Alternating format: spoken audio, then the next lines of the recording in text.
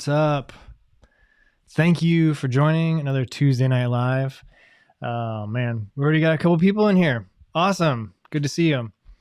You all are going to be happy that you came tonight because I have a big surprise. I have a special guest tonight. And I'll tell you here in a second. Going to give a couple, just another moment for people to join. And then we're going to talk about some pretty exciting things that have been going on today. Yeah, my special guest, you probably know him. You've seen him before. So with that, let me get this intro rolling, and I'll be right back.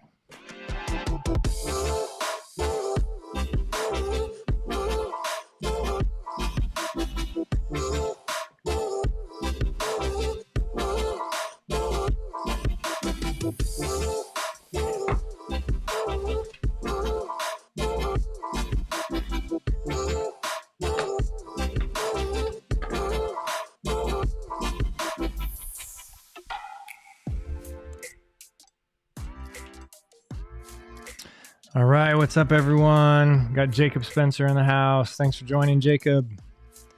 Platts33, good evening, everyone. Michael Zito.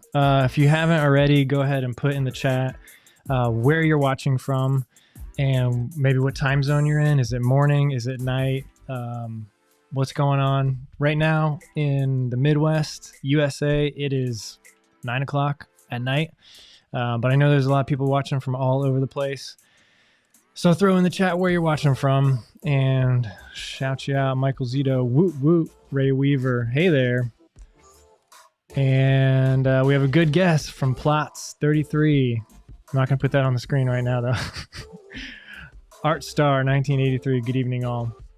All right, what's up, guys? So some of you, Platts, yes, you guessed right. Today there was a really big announcement. Coros put out a brand new watch, but they also put out, well, I haven't gotten it yet because it's not available yet, but there is a firmware update coming to all their watches so that you'll be able to use this bad boy, something I talk about all the time, the Stryd pod, which measures running power, measures your cadence, and measures your all sorts of different metrics very, very accurately. I rely on the Stryd pod for almost every single run. So that's really exciting. But the other big thing is this new watch. And for that, I'm going to bring on a special guest, and we're going to see if this works. We've been messing around like the last 15 minutes or so trying to get this to work.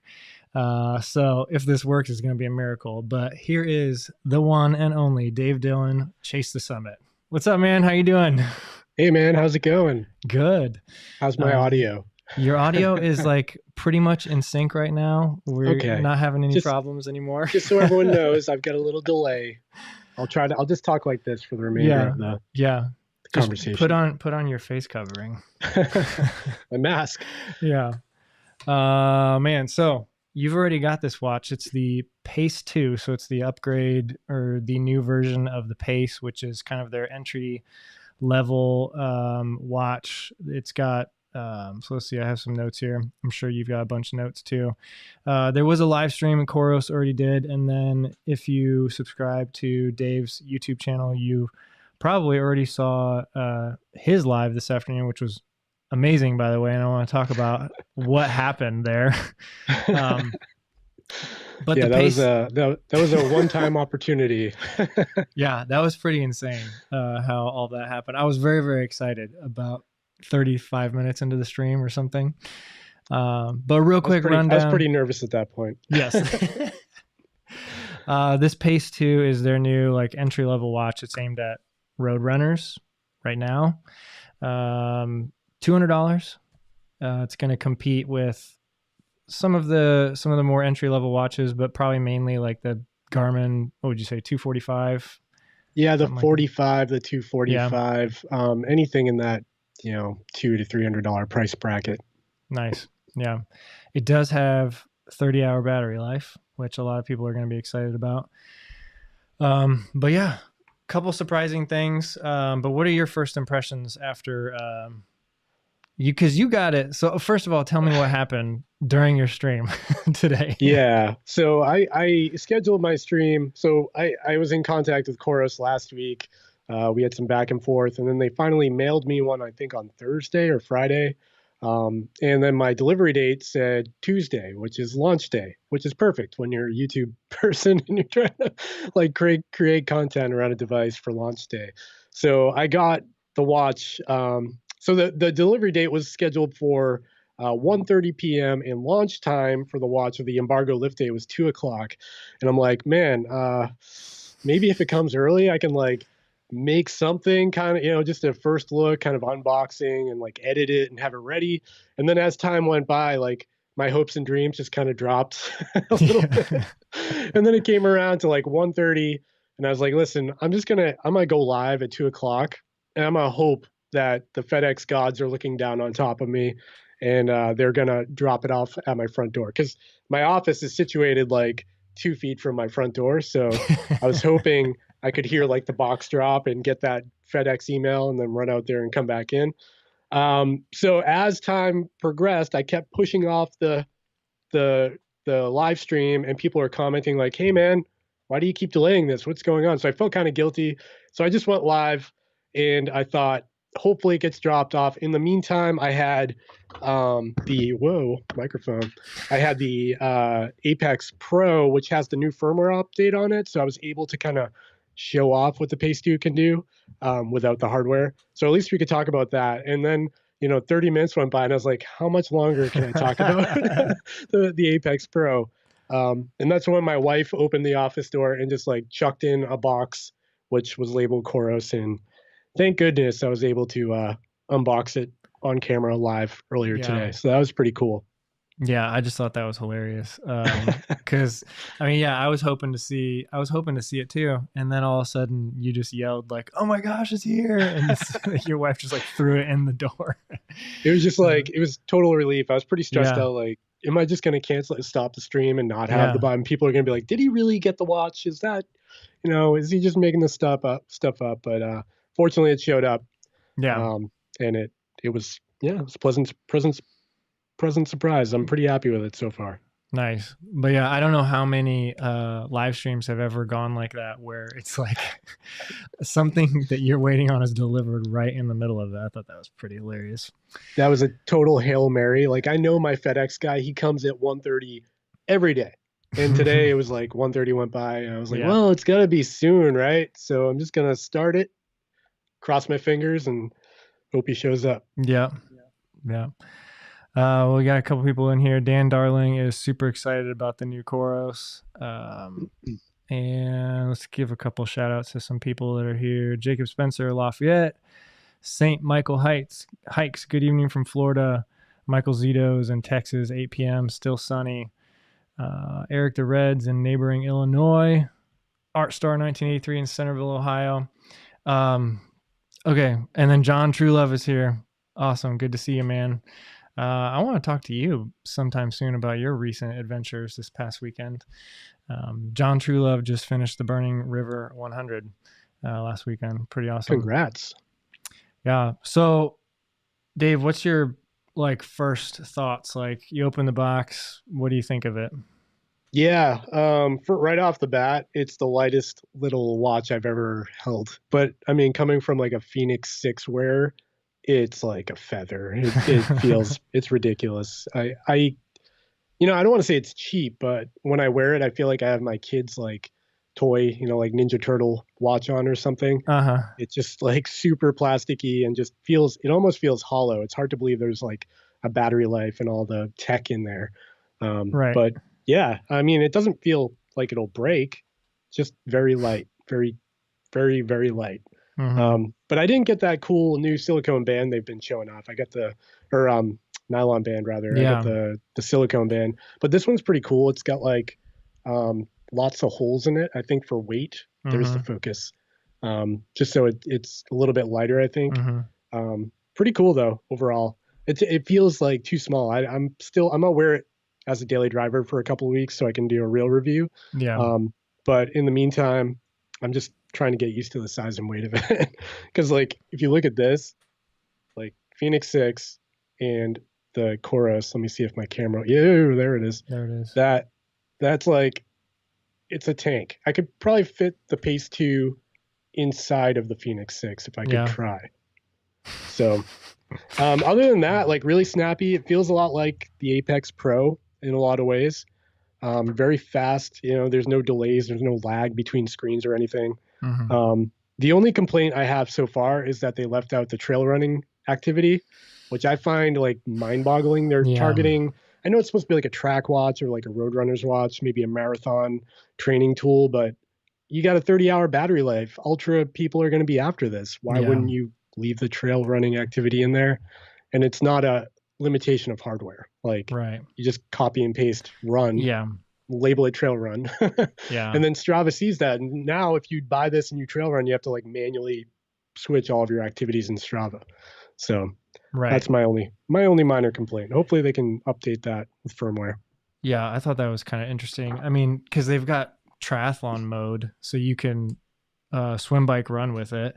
But they don't have the off-road stuff like trail running and hiking. I guess trying to push people to the Apex and the Vertex. Yeah, it just that move feels very Garmin-like to me. I don't like that move. In Coros is supposed to be like the anti-Garmin. Like they roll out their firmware to all of their watches, not just the new one. And I would like them to just, if the watch is capable, put it in there. Like why not? Why not have walk? It doesn't even have a walk activity. Like hike, It just has run, bike, indoor run. It's just weird to me. And just seems unnecessary. Yeah. One thing that I thought was kind of interesting, because I was reading a bunch of articles and I watched most of the live stream today too. But it says that it has an altimeter in it, but then somewhere else in the same article, I read that it reads your elevation from GPS. Yeah, so I saw that as well. And, I don't know the innards of the watch personally, but I know the engineering involved in putting an altimeter in a watch. If you have an altimeter, there needs to be a hole for the barometer to read the air pressure through. And, the Apex Pro has one. Yeah. My Phoenix 6 has one. The Forerunner 945 one has one. The Polar Grid X has one. Yeah. I can't find a little hole on this watch. So what's the point of having an altimeter in there? Well, there might be. Maybe it's in like the charging port or something, but I haven't taken it apart. Yeah. It seems, I don't know if they're reading it from GPS data and calling it like a way to read your elevation. That might be a possibility. They also say there's a compass in there. Yeah. But says there's a compass, gyroscope, thermometer, altimeter. So, okay. Yeah, there is a compass. I can get to the, see if I can show it. But yeah, I can show the compass. There, come on, Sony. There it is. So you can see the compass widget there. That's actually working. And there is an elevation chart. So, the elevation widget field here. Man, I wish I had there we go. Yeah. So there is an elevation widget, and that's pulling real-time information all day, 24 hours a day. So I don't think they're going to be grabbing GPS data. So there's got to be an altimeter in there. Otherwise, that widget wouldn't exist. Yeah. Yeah. But the other big news is that Coros finally supports Stryd, and you can run with power now. I mean, you could kind of run with power in the past. They had their own Coros pod, and I had that for a while before I returned it.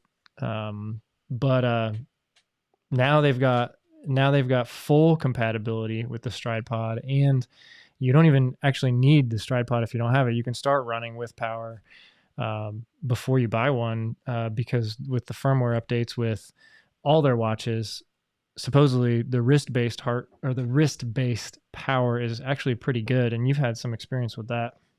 Yeah, so I've had the beta firmware for, I don't know, I think I got it early last week. So I've got 4 or 5 runs in with it, and to test, I've had the Stryd paired with my phone, the Apex Pro using wrist-based power, the Polar Grid X with wrist-based power, and then I had the Garmin Instinct Solar just for a good GPS. I'm running with way too many devices, by the way. You are. And so Comparing the power though, I would, it's pretty amazing. Back when the Course Pod came out, I really wasn't impressed with the power coming out of that. It was like all over the place. It just looked like a earthquake was going on. It was just up and down like crazy. It was totally dependent on just like how hard the pod was being shaken. Like exactly, it had almost nothing to do with accelerometer, and the more you ran or jogged, the more aggressive you were as a runner. It would just go up and down. Whereas the wrist-based power on, I haven't tried it on the Pace 2 yet, but on the Apex Pro, it's trending in the right direction compared to the Stryd pod. That said, it like oscillates. There's like this wave. If you're at like a constant 200 watts and just like kind of cruising, the Stryd will show a pretty straight line, whereas the Coros Apex Pro was kind of had this wave going on. But I'm kind of attributing that to the crazy weather we've had up here in the Northeast lately. We've had like lightning storms, and I know the barometric pressure is like up and down like crazy. So that might be why. I know they're using the altimeter for the power. But other than that, it's pretty dang close, and it's very comparable to the Grit X power output. It might even be a slightly better reading than the Grit X. Yeah. Because it's actually closer. Like the Grit X was always like, I don't know if you've noticed this, but it's like 100 watts higher than the Stryd pod for whatever reason. It's super annoying because your data long-term is totally screwed up if you switch back and forth. Yeah. So that's why I was telling you like a while ago when we were testing those, I was like, I just wish that you could I wish watch companies would give you the option of turning off certain metrics to record, because if I run with my Stryd pod every single run and then I take my whatever watch out and I forget my Stryd pod, or I go on a trail run or something and it's super long and I've got all of this like bad data basically. Yeah. Yeah. It's interesting how they implement these things. But I think, between the Coros and the Polar wrist-based power, I might give the slight edge to Coros, and I didn't think I'd say that. Well, that's what it looked like on when Lewis was doing his little demo, and he showed the data and hopefully some of the data that we see from your watch. So hopefully they trend much closer together, because there's this supposedly great partnership right now between Coros and Stride. It's weird. It's a very close partnership, because like if you go into the accessory settings on the Pace 2, you can actually see the battery percentage left in your Stryd pod, which nice. You can't do that in the Garmin. The Garmins have like a widget you can install to get Stryd support, but it's not this embedded. This is like they're working together. They're definitely trading code or whatever to make this work. And I kind of feel like Stryd might have helped them with the power, the wrist-based power, using their algorithm or something. Yeah. Because why would the wattage be so similar? Like if I just walk, they're dead on. It's really weird. Nice. Well, you have to, at that, like I would think that they would have to calibrate as close as they could, but yeah. The Apple interesting Watch part is like has really nice compatibility with Stryd, because you just download the app. There you go. Yeah. It's like using your phone. I like the Stryd app. I'm not like a huge fan of the motion or the power center, because I feel like sometimes I hit stop on my phone and I can't tell if it actually saved or like I deleted it, or like nothing happens for a few minutes and it finally shows up later on. I don't know if it's like that with Apple, but it is with my Android phone. Yeah. But it's exciting times. It seems like power is becoming the norm now, and the only one left out is Garmin. And that surprises me. In a way, it surprises me because they're the biggest and baddest GPS watch company out there. But it's also like, why aren't they on this?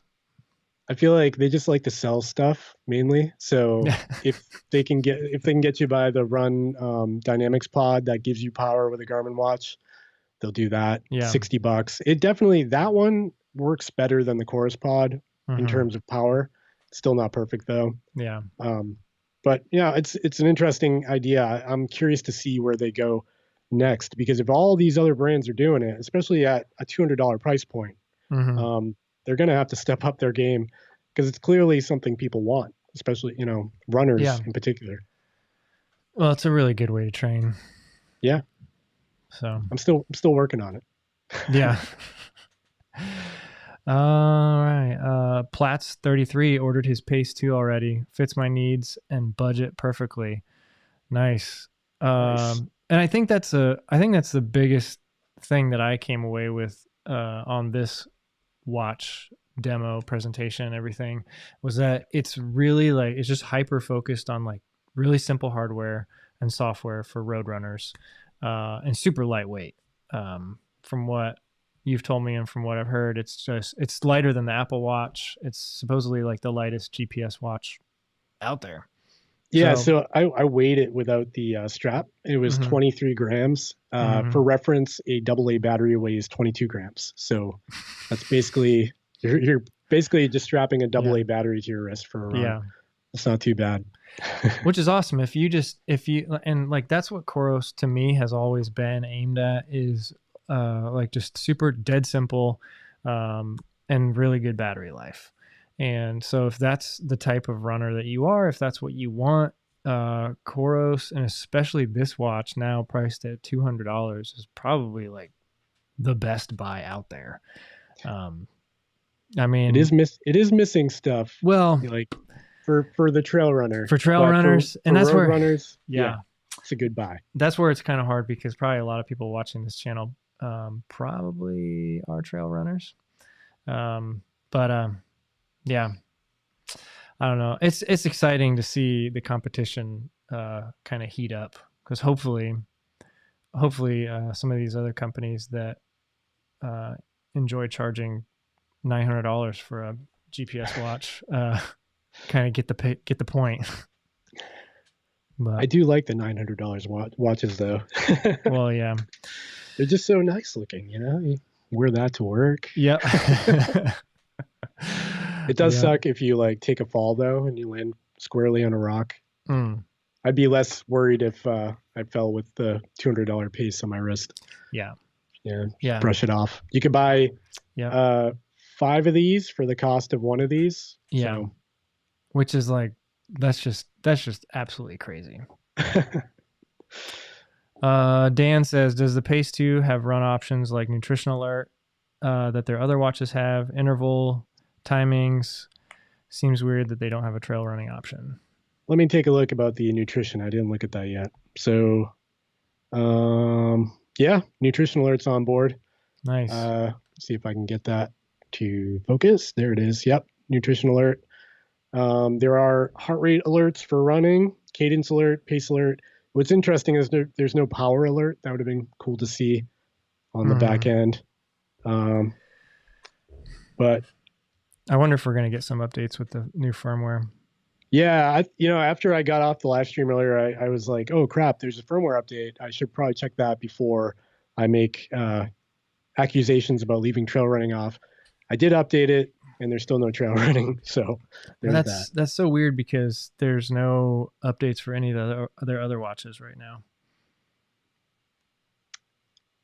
Yeah, I think they're coming. I'm not sure when they're. Well, they're coming. He said this week sometime.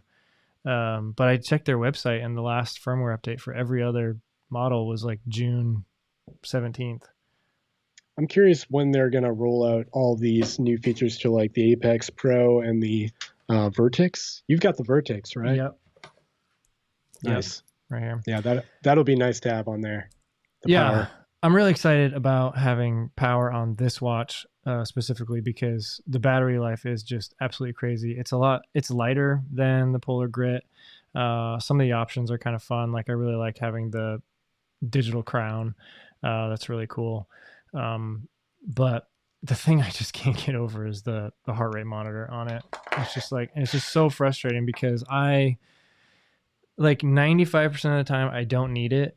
And it's just there to collect data, but there's some times where it's like it's really, really important to have, and I just really miss it whenever I use this watch because it's just like now once it gets cooler, I don't mind wearing a heart rate strap, a chest strap, like if I'm wearing A shirt, first of all, if I'm wearing a shirt, but then also if I'm wearing like a jacket or something, like I don't mind strapping it on then, because at that point it's like, okay, it's just one more layer out of Yeah, 5. but that's not like totally like feasible for a race or like a long trail run. You're not going to wear a chest strap for 8 hours, right? Right. I wouldn't. Well, I in Oh, fact, no.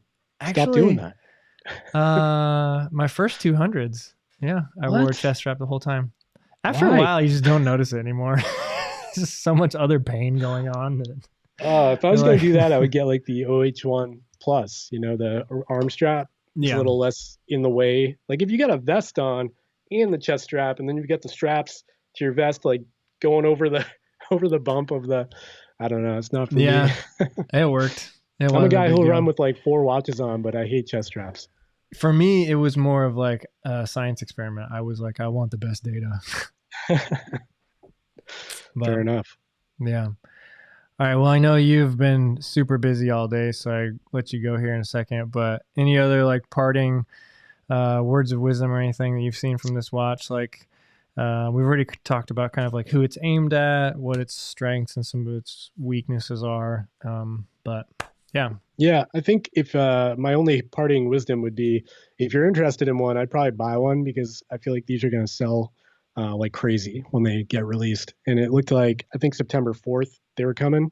Um, it's going to be a very hot item if it's performing up to everyone's expectations. And from the reviews I've seen, I saw like DC Rainmaker dropped one on his website, and he was getting GPS data that was like better than the best Garmin, which is really shocking. wow. And it's probably because it's such a lightweight plastic package that the antenna just has a Oh, really interesting. solid, really good connection. So I'm excited. I'm definitely not like totally sold on it because I just got it today. I need to do my due diligence on it. But I'm pretty excited. I think it's going to be a really solid contender. And I'm excited to see what all the other competition is going to do in the coming months because I know stuff is coming in the next couple of months. That's exciting. Yeah. Well, that's pretty cool. I'm really excited for it because, yeah, I mean, the more competition we can put in the market, the better, uh, better it will be for all of us. Yeah, for sure. So, all right. Well, where can people find you? I think, don't you have a YouTube channel or something? Yeah, the Chase the Summit YouTube channel. In retrospect, I wish I just made it my name because people just call me Chase in the comments all day. So youtube.com/Chase the Summit. And then I've got my blog, chasethesummit.com, that Yeah. is going a little stale lately because I'm focused so much on video, but I'm trying, Yeah. man. We're Uh all huh. trying. I hear you. Well, see you later, Chase. I'm just kidding. Yeah. Hey, don't do it. I'm Don't do joking. it. No, all right. Well, everybody go follow, give Dave a go subscribe to his YouTube channel. I'll put a link in the show notes down below in the description. But yeah, thanks for joining. This is Hey, good. thanks for having me, Just a man. little Good chat. talking. Brand new watch on the market. I think it's exciting. Even though it's not for everybody, I think it's exciting. Yeah. So, Thanks for having me, man. Have a all good right, one. man. Take care. I'll see you later. Bye. Bye. All right, just closing up Skype there. All right, guys. Well, make sure you go he's really killing it on YouTube right now. He's doing great. He's does a lot of product reviews. He's got the insider information. And so yeah, go check him out. But let's see who we got here. We got Toby's GoPro. Hello from Northeast Texas. That's a cool name. And Bernard says, "Yo, Ryan, what's up? Hapless Guitar Photography. Hello from Zionsville.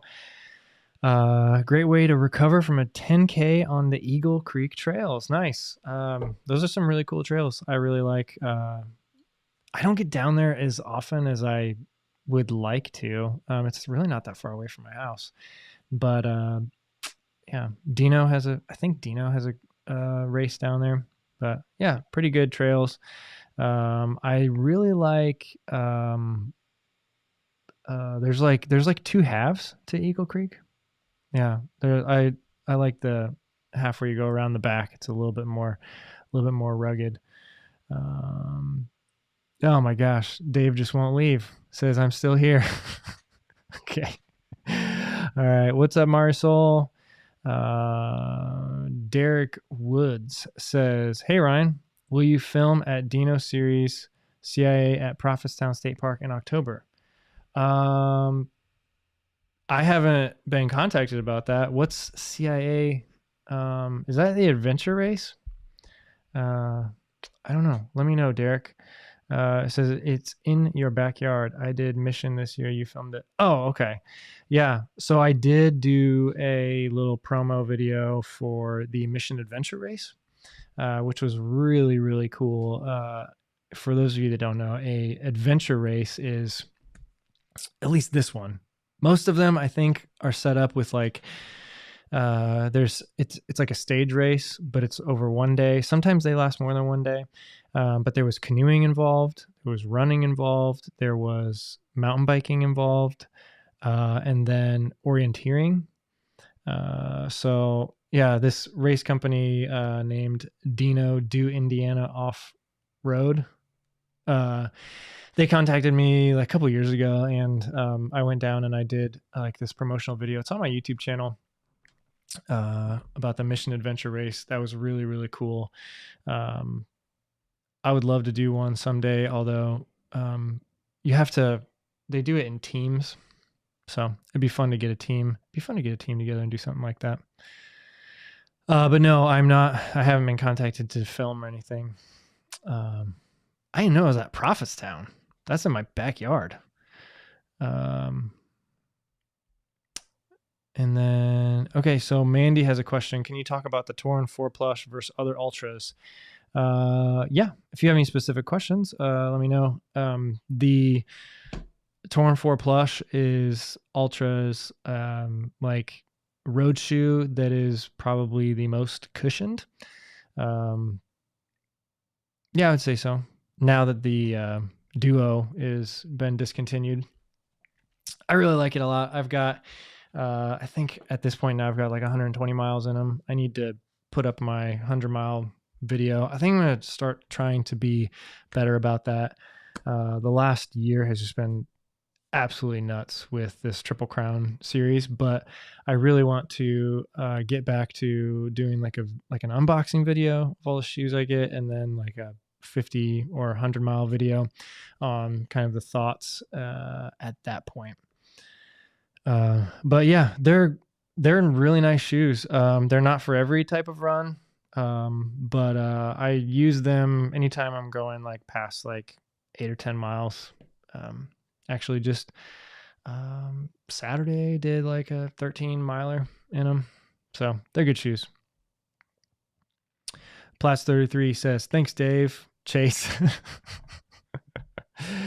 Yeah, let's see here. Dan Darling says, "Any updates on your planned solo 100? Do you need pacers?" Yeah, it's a good question. I put up a video a couple days ago where I was basically I was just saying, this is my plan. I'm going to throw a date on the calendar, and I'm going to go for it. I'm going to start training. 8 weeks from about now is middle of October. I think it's like October 16th is what I'm shooting for a solo 100-miler. I would like to do it up at Chain of Lakes State Park, which is only a couple hours away from my house. That's where the Indiana Trail 100 is. I need to make absolutely certain that it's okay to be on the trails at night. That's the biggest hurdle with a lot of these places that I've been checking out around me, is that like the trails close at night, and like there's camping allowed, but you're not allowed to be like out in the rest of the park. So that's kind of frustrating. But Chain of Lakes, I didn't see anything on their website about it. But like, I mean, the last thing I would want to do is be out there trying to run, be 80 miles into a solo running effort and have some park ranger tell me I have to go home or go sit in my car or something until the sun comes up. But that's the plan, is right now, that's what I'm working towards. So as far as needing pacers or anything, yeah, there's been a couple people who've reached out to me. I have a couple close friends I'm also going to reach out to. So I don't think I'm going to have a problem, but like, I wish we were not in the middle of a pandemic because I would say, let's make it a party and let's have our own like trail running party, festival, race. Let's do whatever out there, I would totally organize some sort of event, or just like a hangout. But at this point, like, I just don't know like what things are going to look like in, 2 months. Maybe they'll be better, maybe they'll be worse. But so at this point, trying to keep it, if anybody does come, just a really, really small group. But yeah, I mean, definitely if anybody's interested, reach out. So awesome. Yeah. Dan says, I don't know if, night running was okay. Yeah, that's what I was looking at. I didn't see anything on their website. There's nothing that says, like, a lot of other parks will actually have their rules posted. Jody Run says, good day, everyone. What have I missed? Well, kind of a lot. We had Dave Dillon on Chase the Summit, but no worries. You can watch the replay as soon as YouTube processes it, which has been taking about 10 or 12 hours recently. The last couple live shows, it usually show up in my my page until tomorrow morning sometime. But save this link and you can go back, or you can probably just rewind. Braden Hilt says, hey Ryan, the only ultra road shoe with more cushion than the Torn 5 Plush is the Paradigm, but only by 2 millimeters, and it's a firmer ride than the Plush. Paradigm beats the Plush by 2 millimeters. You heard it here from Braden Hiltz. That's crazy. I did not know that. But yeah. So let's see here. And then I'm thinking about, there was a really good suggestion that someone made to me to do something like a ultra shoe comparison video. And that would be really fun. Sort of like what, if you guys, obviously you guys probably follow, subscribe to Seth James. He, every once in a while he'll post some sort of like shoe matrix where he's got like this chart. Someone suggested me doing that with ultra shoes. So I thought that was a pretty good suggestion. I might do a video on that. Just like real basic stuff like stack height, what type of, what type of materials there are, what type of runs I would do them in, because I have pretty much every shoe the Ultra offers right now. And I use them all for different types of runs, all their trail shoes, all their road shoes. I pretty much just have my shelf like right over here, and right before a run, I just decide what type of run is this, what type of shoe is it, what do I need for it, or prefer. A lot of times, I mean, you can totally get away with doing every single one of your runs, road and trail, in one type of shoe.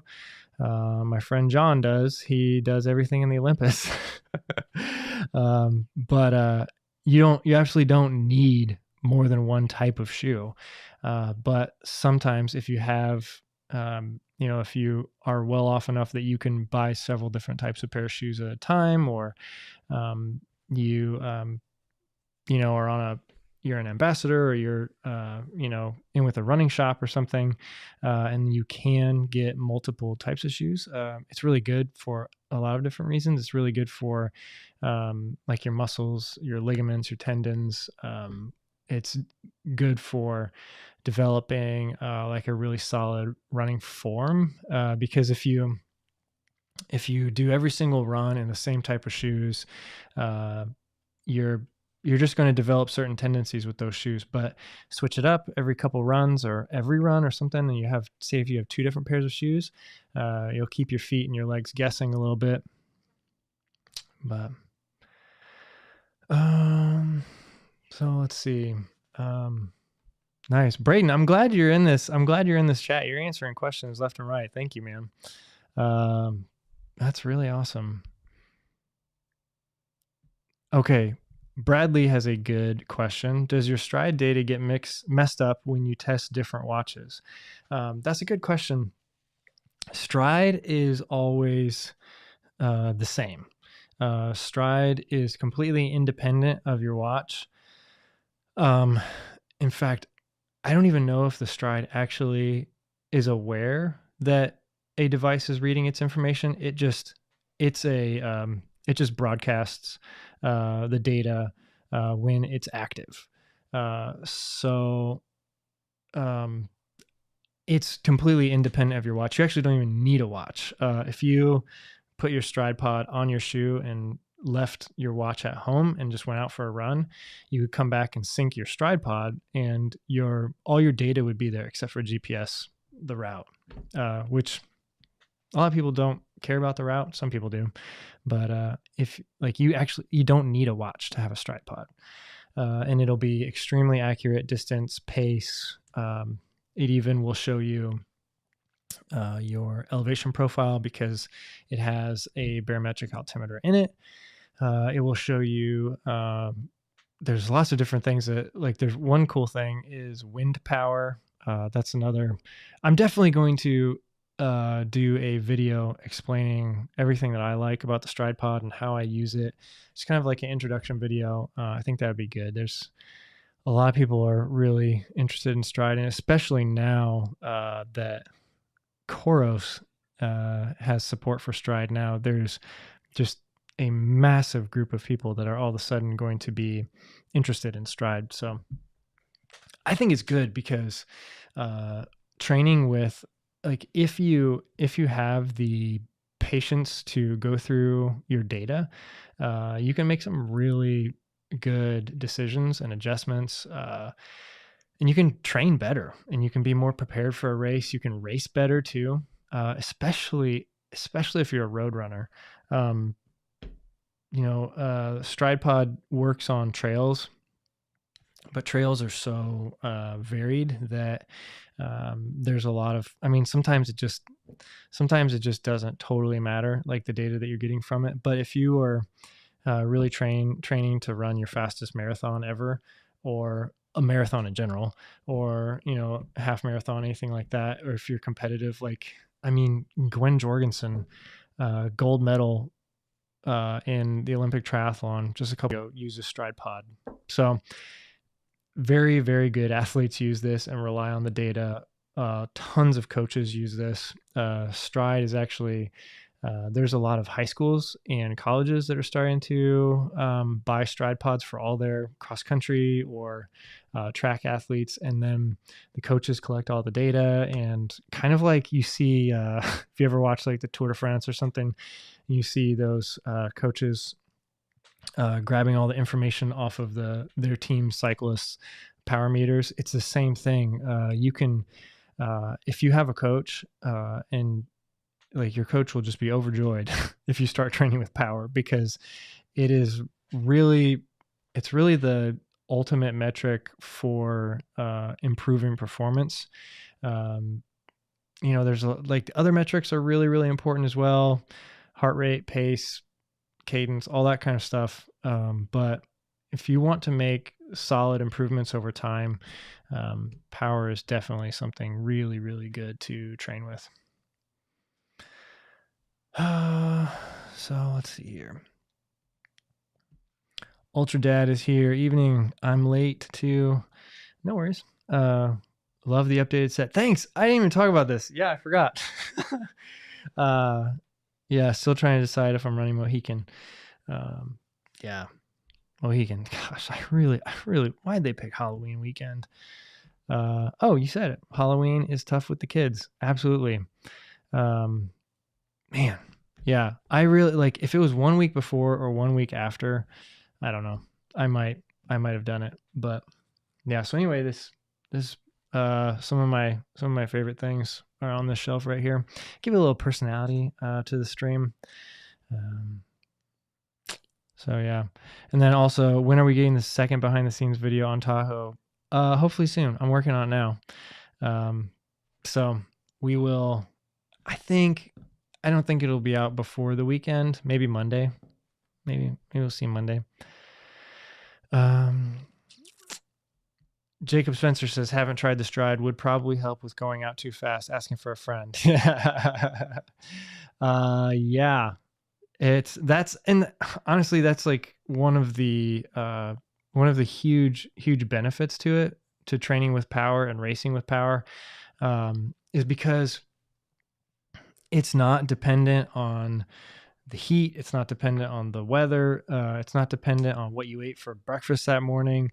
It's not dependent on your nerves. It is just an objective measurement of how much work you're putting out. And now that the Stryd pod that came out like a year or two ago has, it's got a sensor on it for wind. And so it accounts for a headwind and sometimes a crosswind. But if you're running into a headwind, obviously that's harder than not. And so it gives you like maybe sometimes 10, 12 extra watts, which I personally feel like it's a little bit hard. I don't know. Like, it's the same as on a bike though. Like if you're pedaling, uphill, if you're pedaling into the wind, like the measurement for power, force equals mass times acceleration. So, it's really, really easy to measure that on a bicycle with the crank, because you're measuring your mass, like how hard are you pushing on the pedals versus how fast you're turning the pedals. That's a very, very easy measurement to make. That's why cycling power meters, just over time, a lot of them are calibrated very similarly, and they're just really like you can count on them. Running is very, very different because there is no machine. There's no thing that you can measure. There was a pair of insoles that came out years ago that tried to do it there, but there's no like really, really great way to measure power that's very objective and that other companies can kind of emulate. So what Stryd did is really it sets them apart, because no one's really been able to copy them because of their algorithms and just the measurements that they're taking. It's an accelerometer. It's based off of that. It's based off of if you're going uphill or downhill. Like I said, it's got an altimeter in it. It's really, really great. I haven't been able to fool it. I just love it. Like, I'm talking too much about Stryd on this podcast probably, but it's the topic of the times right now, because Coros is finally opened their arms and welcomed Stryd onto their watches. And now I just wish that their firmware updates would push to their watch, so that I can start running with it. Let's see. Brian Barton, first time joining you live. It's 2:50 a.m. in the UK and unable to sleep, deciding whether to stay and watch or go for a run. I don't know. I think you should go for a run, man. That sounds like more fun than staring at a screen. Yeah, thanks, Brian, for joining. 2:50 a.m. in the UK.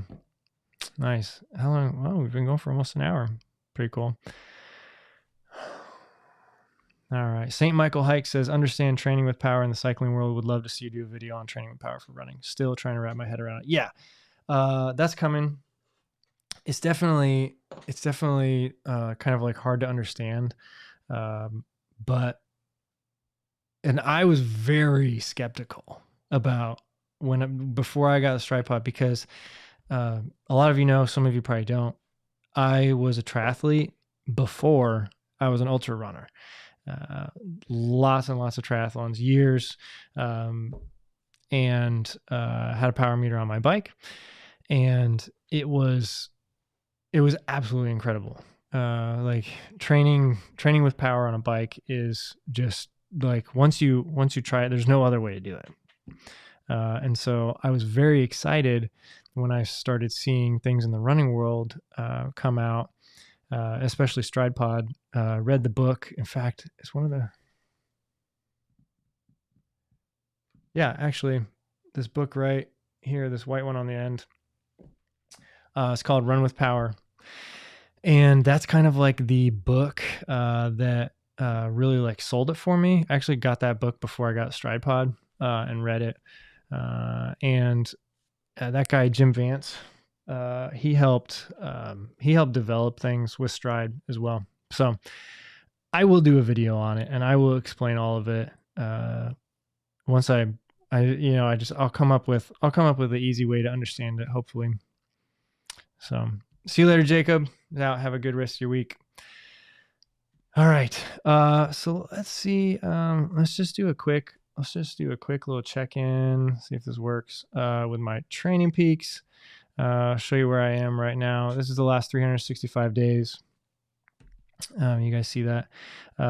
Just right here, starting to build again. This was back down here, December, built up really, really like just a really strong build, just like kind of textbook, didn't get injured, just really smart about everything, up into Cruel Jewel. Cruel Jewel was supposed to be right here. So I was really hoping to be, like really maxing out my fitness right here, in the middle of May, but that didn't happen.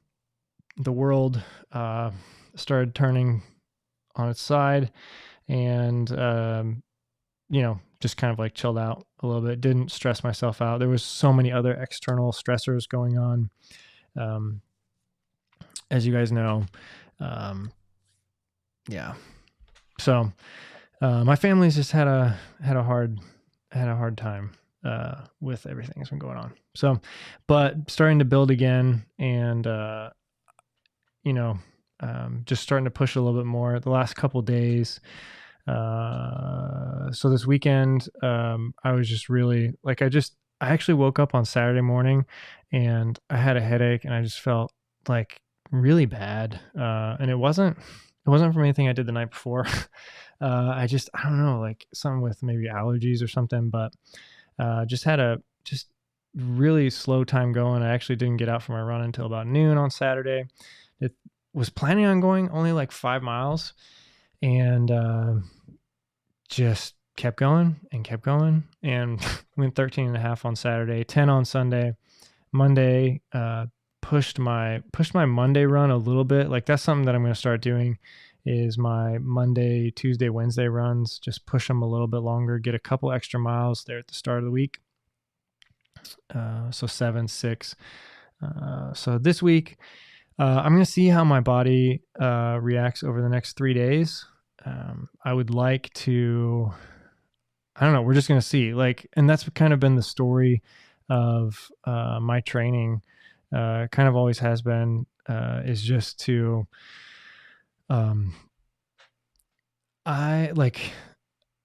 since I coach people and since I'm, like a firm believer in one person doesn't fit, like you can't fit yourself into a cookie cutter, work, training schedule. Like there's a lot of people where it just really works. And I think those are valuable, especially for people that can't afford a coach, but don't know anything about training. It's very, very valuable, to have some sort of thing to start with, like a training plan that you see in a book or put online. And a lot of people have asked me, if I would put something together like a PDF or something. And I've just been really hesitant to, but I think I might actually, because like, that's how I started training. And so I think it's a little bit, I don't know, I think it'd be a little bit stuck up of myself, now that I'm a coach to say, I'm not going to put together a PDF training plan because I don't believe in that.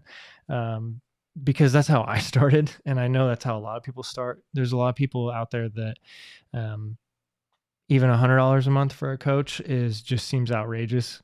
I mean, if you live in like Boulder or something, like you'd be looking at like $500 a month for a local coach. And that's like a beginner. Even more for the ones you all know about, you're looking at like $1,000 a month, for a coach. So there's a lot of people that don't have the money for that. And so I might put together something like that, but I am also the reason why I'm conflicted about it is because I don't believe that you can just fit into a training plan. I believe that you need to really listen to your body. And when your body is saying go, you need to go. And when your body is saying slow down, you need to slow down. So that's just been the story of my training over this whole last year or so. Let's see if this loads. Yeah. But anyway, I have been feeling pretty good. Put together 3, 4, 5, about 5 solid weeks of training, 50, 42, 50, 50, 53 miles. This week, what I was saying was over the next couple of days, I'm just going to listen to my body and see how it's responding to some of these runs. It's been super humid, like just been getting like destroyed by the humidity over the last couple of days.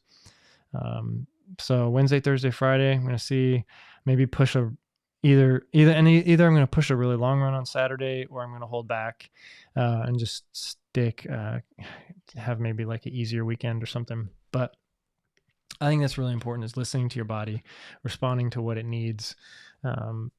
Like I said, if you're feeling good and you're feeling like you're on top of the world and like you're just like, I need to go, then, take advantage of that, and don't don't be dumb about it. Don't like what I talked about last week, where we looked at my spring of 2019, where I was just like, didn't run during the week. And then on the weekends, I did like 20 milers every weekend and got injured.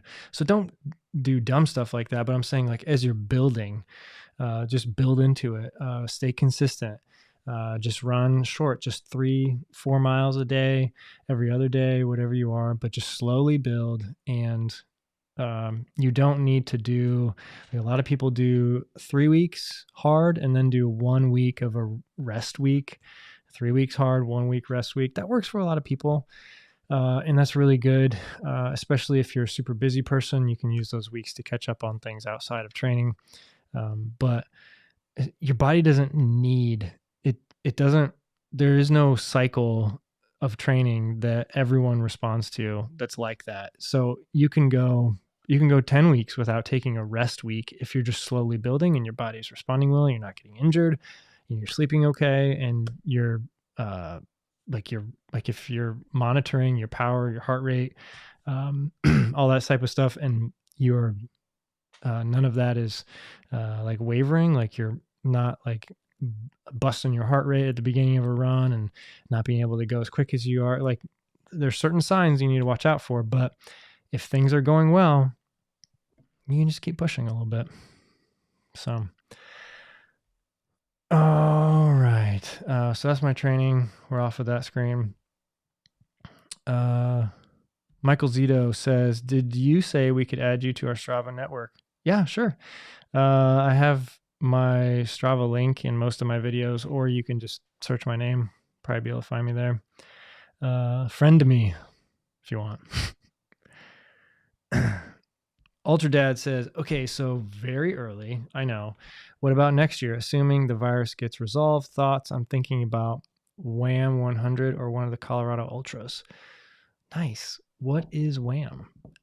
Should I know what that is? I don't know. I don't know what Wham 100 is, but yeah, I would love to go back out to Colorado. That would be super cool. Every year I apply for the lotteries of Western States and Hard Rock, but that's not happening. I'm never getting into either of those races, that's for sure. Western States is just, 7,000 people applied last year, something like that.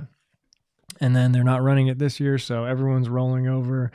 And now they're opening up the window to requalify like for 2 years. And so it's just, next year they're going to have, whenever the lottery opens again, I don't think they're going to have a lottery next year, but the year after, there's going to be like 10,000 people in the lottery for Western States. And that's just, I don't know. Like, there's sort of two different camps. There's some people that think everything should stay the way it is. Nothing should change with the lottery. And there's other people that think that the whole system is screwed up and they just need to blow it up and change everything. And yeah, I don't know. Like I tend to side more of like, I'm fine with the lottery. I don't think they really need to change the system.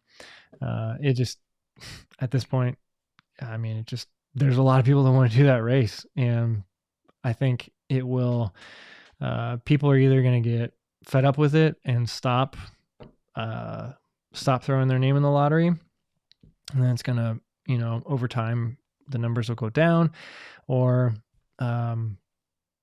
eventually, maybe after like 30 years, I'll get in. And then Hard Rock is one of those where it's like everybody has a 0.5% chance of getting in. And, you know, you keep putting, that's such a dream race, Hard Rock, that you just have to keep putting your name in if you can.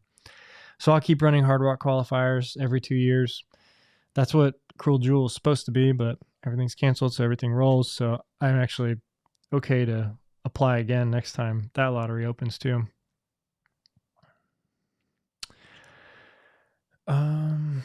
J.M. McCreary, what's up, man? Says, enjoying your videos from Illinois. Watched all of the documentaries. Well, really enjoyed it.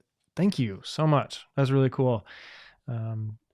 Most of you probably that are watching right now know that there is a documentary series on Amazon right now called Running the Triple Crown. You can go check it out. I don't even want to know how much time I put into that series. I still haven't been able to like watch all of the episodes on Amazon. I watched the first one and then a couple minutes of each one just to make sure they uploaded properly. But yeah, I don't know. Eventually I'll watch them again. Tyler Moore says, did Coros announce when they are pushing the firmware update? No. Lewis said this week. That's what he said when on the live stream. I really thought that it would be like today, but unfortunately it's not. I don't know why it's not. Oh, Braden, there you are with the answers again, man. Whistler Alpine Meadows in BC. Wow, that sounds really cool. That's really cool. Ultra Dad says Gary Robbins Whistler 100 near Vancouver. Okay, cool. I should have known what that is. Actually, I do. It's ringing a bell now that you put Gary Robbins and Whistler in there. So that would be cool. Oh, did Jamil do a video on that last year? I think he did. Yeah. That race looks beautiful. Braden, oh my gosh. Okay, yeah. You just beat me to the punches every time. Okay, cool. Yeah, I saw that video. All right. Liam says, what's your fastest marathon? So my fastest marathon I actually ran, I've never run an open road marathon, but my fastest marathon was, I think it was like 4:07, and it was at the end of the Louisville Ironman. So you can go check those results. I'm pretty sure that was my fastest marathon. It was at the end of an Ironman. So I could definitely break 4 hours, but probably better than that. I don't know. 3:30 maybe. I don't know if I train for it. I don't know. Jan McCreary says, what are you using for tracking workouts? I see the Apple Watch. I use RunGap to transfer it all workouts to Strava. Yeah. I have everything set up so that I use the Stryd pod, and that connects to my Apple Watch. And the Apple Watch has a Stryd app on there. And so you open that, record your run through there, and then like instantly, like sometimes before I'm even like unlocking my front door, it's already uploaded, and it's Stryd pushes it to Training Peaks and Strava. And then when I use my Polar Grit, that also automatically pushes to Training Peaks and Strava. My Coros also does the same thing. And I have a Garmin too that does the same thing. So yeah, pretty much everything pushes to Training Peaks, which is the main training location for all my data. That's the final destination. That is all my data from all my years of training is in there. And let's see here. Let's pop this open real quick. See if we go into custom date through today, see how far back we can go. I don't know. I actually don't know how far back we go. 2015. Yep, goes back that far at least. When did I get my first Garmin? So there's somewhere in there. Probably somewhere around like 2013. I don't know, maybe earlier than that. But this right here, ladies and gentlemen, is all of my data. And if we go back here, we could trace all of these races somewhere in here. Like here's a, oh, that was just a regular workout. Yeah. So here's Ironman Louisville, October 2016. Let's actually see there. Bike, run. Click on that. Let's pop it open, see. Oh, 4:11. Sorry, 4:11:58. But I don't know if I stopped my watch right on time. But yeah, that was Ironman Louisville. When I did this in 2016, I had a very specific plan to take a few walking steps at every aid station to make sure I got down some water and some ice and a gel if I needed it. You guys can't see that. There we go. So yeah, there's these little tiny dips for each walking, because in Ironman and triathlon, they have aid stations every mile, which is awesome. But you don't see that in ultra running.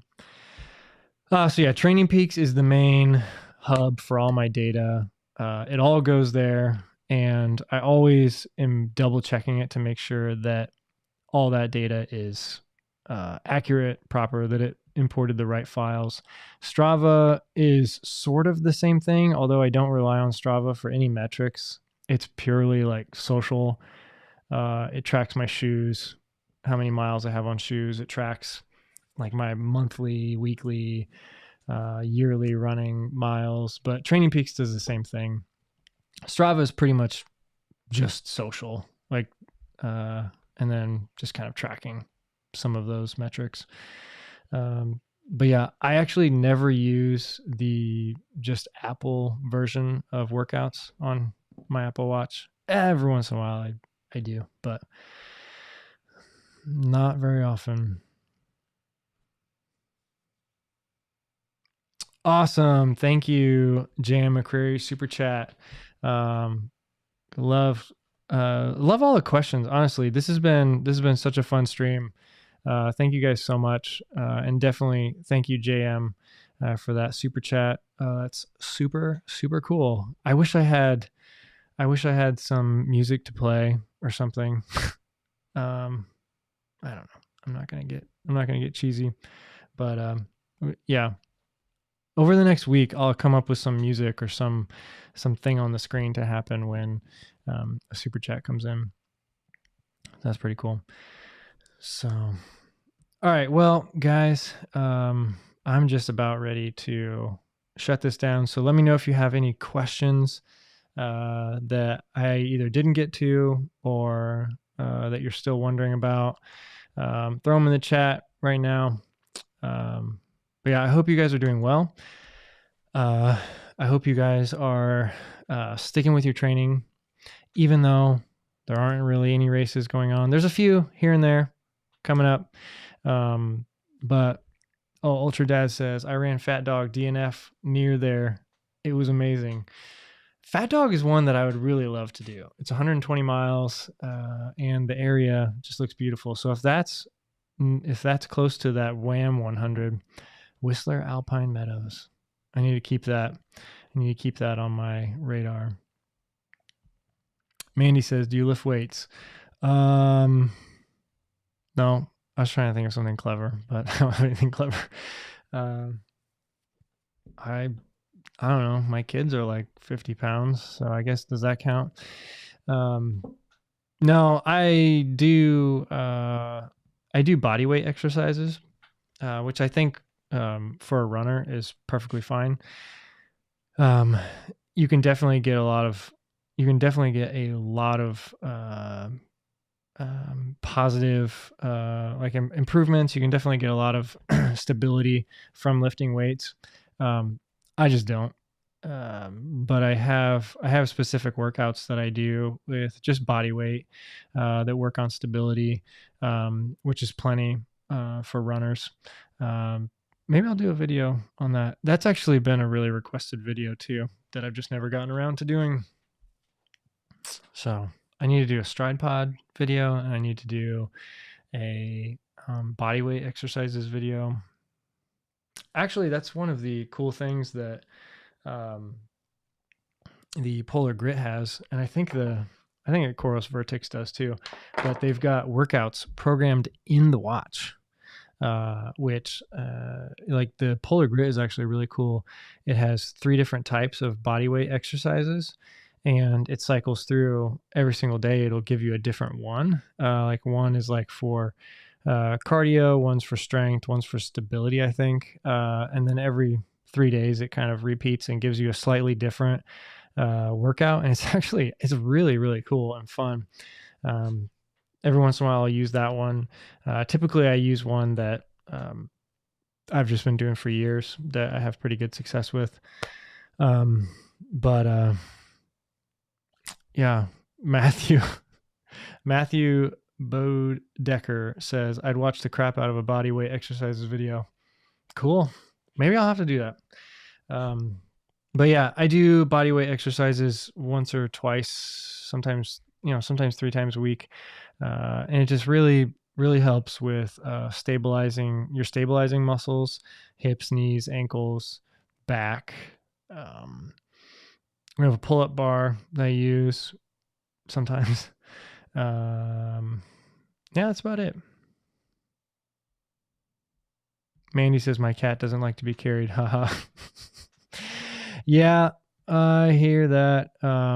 My dog doesn't like it either. But yeah, my kids are like 50 pounds each, so I do a lot of wrestling and stuff and carrying them around. But anyway, I'm going to wrap this up. Thank you all for joining. There was a lot of people that came tonight, and I didn't even announce our special guest ahead of time.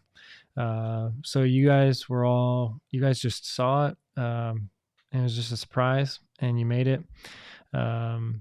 Thanks, Bernard. Thanks for coming. Glad you're able to join as well. So that's it. Hope you guys are doing well. Thank you so much for joining, and I will see you again soon. Bye.